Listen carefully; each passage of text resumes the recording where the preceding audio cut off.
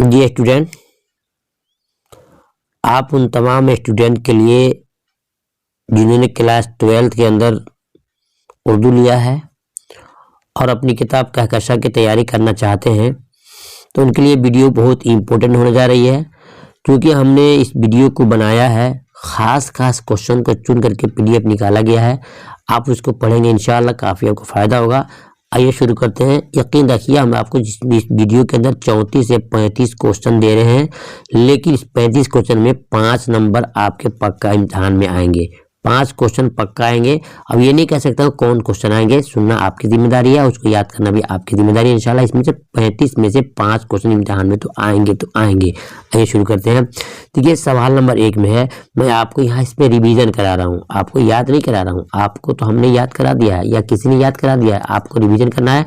मैं थोड़ा सा वक्त दूंगा, जवाब आपको देना है। जवाब कैसे देना है, या तो आप कमेंट में लिखिए या अपने कॉपी में 1 2 3 करके लिख लीजिए 35 तक, और जिसका ऑप्शन सही है आप उसके सामने लिखते चलिए।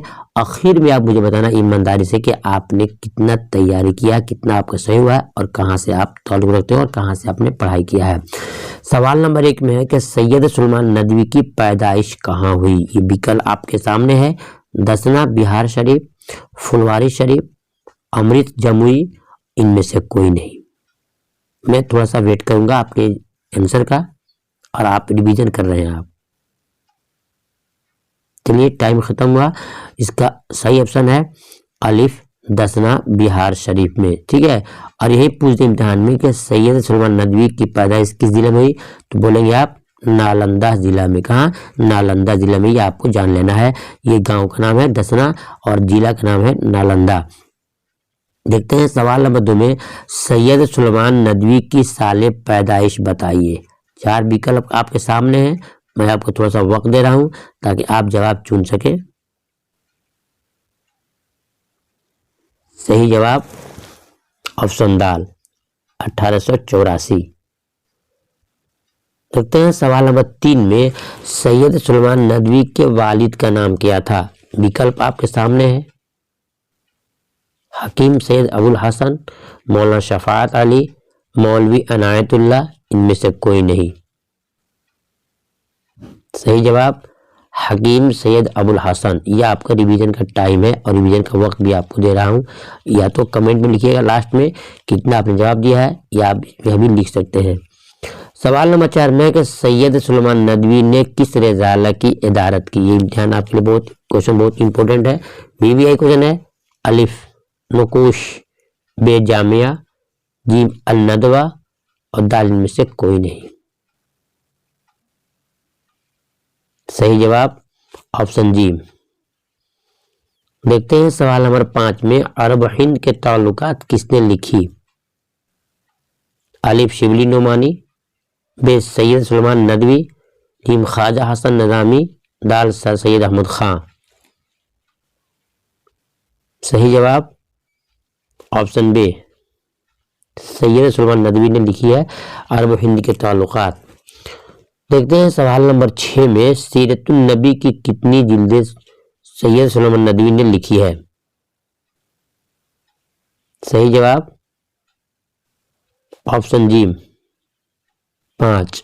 अगर 5 के अलावा 6 भी आता है तो आप 6 भी आप लिख सकते हैं। ठीक है, क्योंकि किताब में लिखा हुआ है कि इनके जो उस्ताद थे वो लिख रहे थे, सीरतुन नबी किताब जो लिख रहे थे, एक जिल्द लिख दिया था और दूसरी जिल्द अभी मुकम्मल नहीं हुई थी तो उनका इंतकाल हो गया।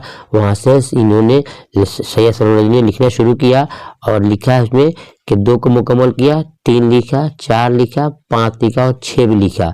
तो यहाँ पर 6 ऑप्शन दिया नहीं है, यानी बढ़ोतरी में आता है 6, तो आप 6 पर टिक लगा सकते हैं। लेकिन यहाँ पर सिर्फ ज़्यादा 4 लिखा है, उसके बाद 5 है तो 5 पर आप टिक लगाएंगे, आपका राइट जवाब हो जाएगा। देखते हैं सवाल नंबर 7 में, सैयद सुलेमान नदवी की वफ़ात कब हुई। सैयद सुलेमान नदवी की वफ़ात कब हुई, यह आपको जवाब देखना है। तो उस जवाब के लिए आपको मेहनत करना पड़ेगा नहीं, बल्कि ऑप्शन जो दिया है उस ऑप्शन में आपको चुनना होगा कि उनकी वफ़ात कब हुआ है।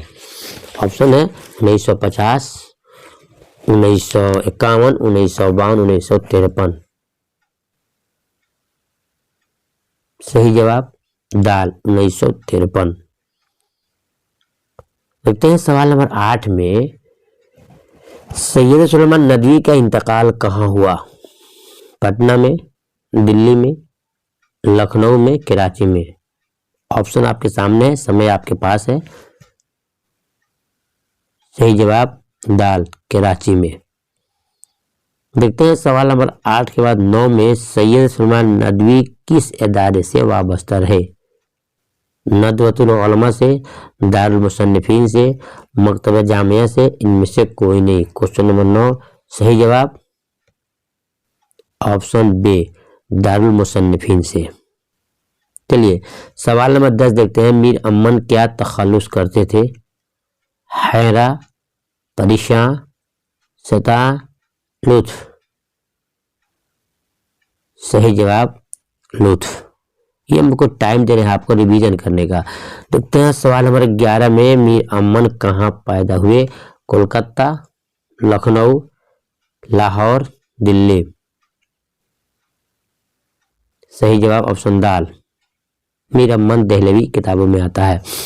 देखते हैं सवाल नंबर 12 में कि मीर अमन किस कॉलेज में मुंशी मीर बहादुर अली हुसैनी के वास्ते से पहुंचे थे? मीर अमन किस कॉलेज में मुंशी मीर बहादुर अली हुसैनी के वास्ते पहुंचे? सही option B, Fort William College में। फोर्ट विलियम कॉलेज में। देखते हैं सवाल नंबर 13 में कि फोर्ट विलियम कॉलेज किस शहर में है? दिल्ली, कोलकाता, बनारस, लखनऊ। सही जवाब ऑप्शन बी, कोलकाता में। देखते हैं सवाल नंबर 14 में जिलानी बानो कब कहाँ पैदा हुई? जिलानी बानो कब कहाँ पैदा हुई? 1936 बदायूं में, 1934 हैदराबाद में, 1932 लाहौर में, 1935 अमृतसर में। तो आपका सही आंसर क्या होना चाहिए? ऑप्शन अलिफ, 1936 बदायूं जो यूपी में है उनकी पैदाइश हुई है। देखते हैं सवाल नंबर 15 में सलाम बिन रज़ाक किस साल पैदा हुए? सलाम बिन रज़ाक किस साल पैदा हुए?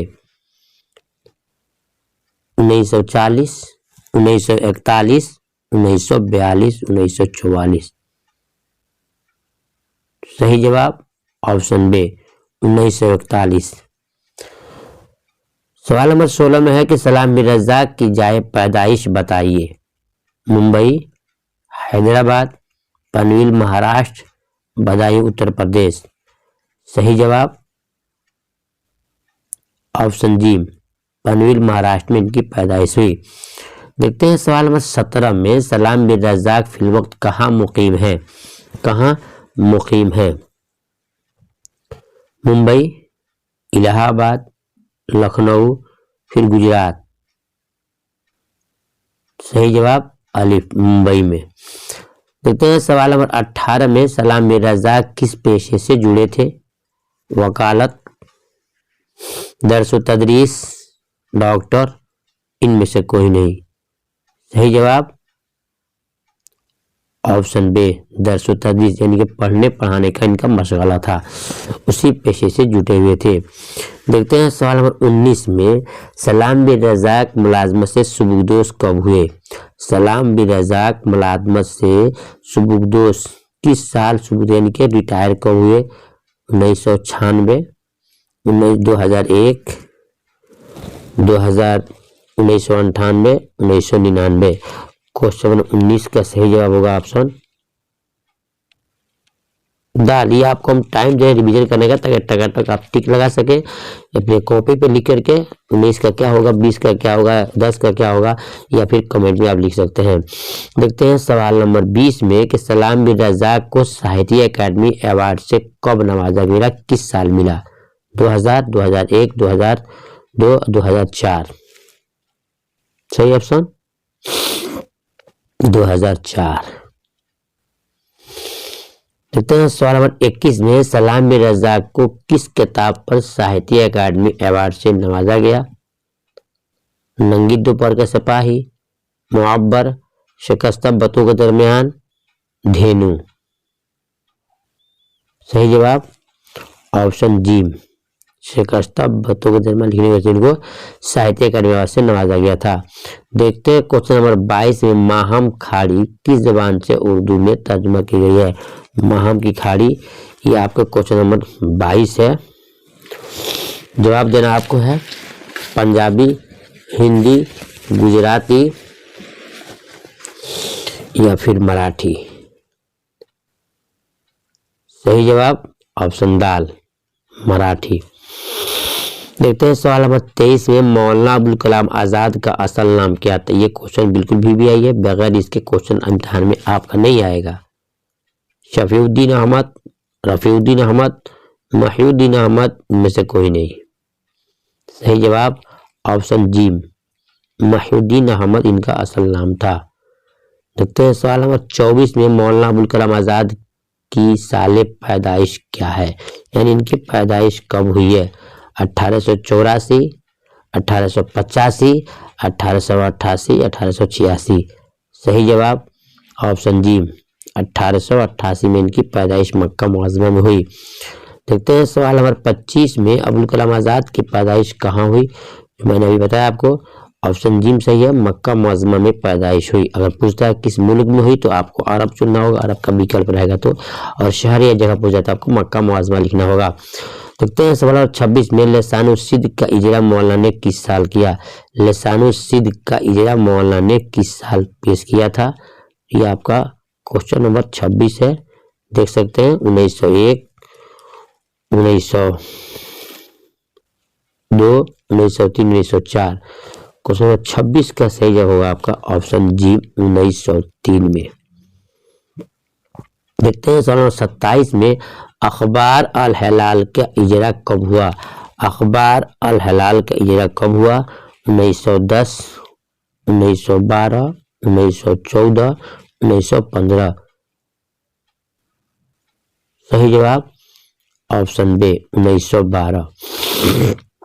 देखते हैं सवाल नंबर 28 में अल बलाग के मुदीर कौन थे।